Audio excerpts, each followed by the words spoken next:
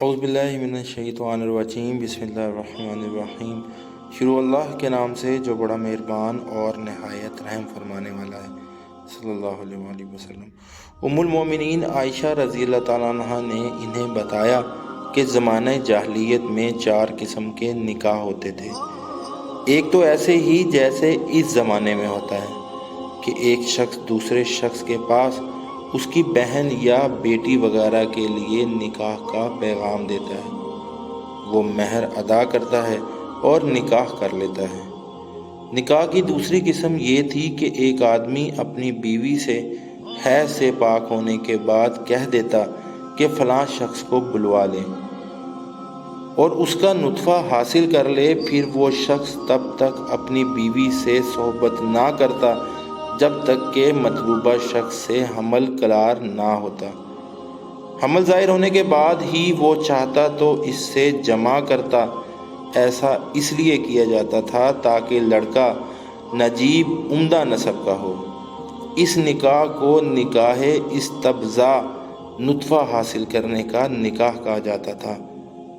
نکاح کی تیسری قسم یہ تھی کہ 9 افراد تک کا ایک گروہ بن جاتا، پھر وہ سب اس سے صحبت حاصل کرتے رہتے۔ جب وہ حاملہ ہو جاتی اور بچے کی ولادت ہوتی تو ولادت کے کچھ دن بعد وہ عورت ان سب لوگوں کو بلوا لیتی۔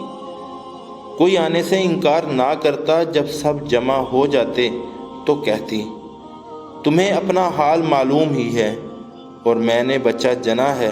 پھر وہ جسے چاہتی اس کا نام لے کر کہتی کہ اے فلاں، یہ تیرا بچہ ہے، اور اس بچے کو اس کے ساتھ ملا دیا جاتا۔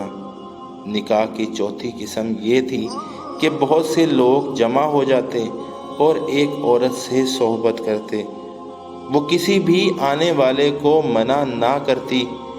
یہ بدکار عورتیں ہوتی، ان کے دروازوں پر بطور نشانی جھنڈے لگے ہوتے۔ جو شخص بھی چاہتا ان سے صحبت کرتا۔ جب وہ حاملہ ہو جاتی اور بچہ جن دیتی تو سب جمع ہو جاتے اور قیافہ شناس کو بلاتے۔ وہ جس کا بھی نام لیتا اس کے ساتھ ملا دیا جاتا، وہ بچہ اس کا ہو جاتا اور وہ کچھ نہ کہہ پاتا۔ تو جب اللہ تعالیٰ نے محمد صلی اللہ علیہ وآلہ وسلم کو نبی بنا کر بھیجا تو زمانے جاہلیت کے سارے نکاحوں کو باطل قرار دے دیا، سوائے اہل اسلام کے نکاح کے جو آج رائج ہیں۔ سبحان اللہ، سبحان اللہ۔